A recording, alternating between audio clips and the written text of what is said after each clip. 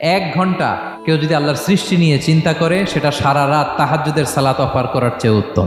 আমরা অনেকে মনে করি শুধু তাসবিহ পড়াই ইবাদত, শুধু কোরআন তেলাওয়াতই মনে হয় ইবাদত, শুধু কিয়ামুল লাইল করা ইবাদত। কিন্তু বিশ্বনবীর সাহাবী, যিনি ইসলাম আমাদের চেয়ে ঢের বেশি বুঝেছেন, তিনি বলেন আল্লাহর এই সৃষ্টি শৈলী, এই সৃষ্টি নৈপুণ্য নিয়ে 1 ঘন্টা চিন্তা করা, ক্রিটিক্যাল থিঙ্কিং করা, সারা রাত নফল তাহাজ্জুদের চেয়েও সেরা। সূরা আলী ইমরানের 190 নম্বর আয়াতে আল্লাহ তাআলা বলেছেন, যারা আকাশ বাতাস পৃথিবী সৃষ্টি নিয়ে চিন্তা করে এবং সর্ব অবস্থায় আল্লাহ তাআলার জিকির করে এবং তারা তাফাক্কুর করে, ক্রিটিক্যাল থিঙ্কিং করে এবং তারা বলে মা খালাকতা হাযা বাতিলা, হে আল্লাহ তুমি অনর্থক কিছু সৃষ্টি করো নাই।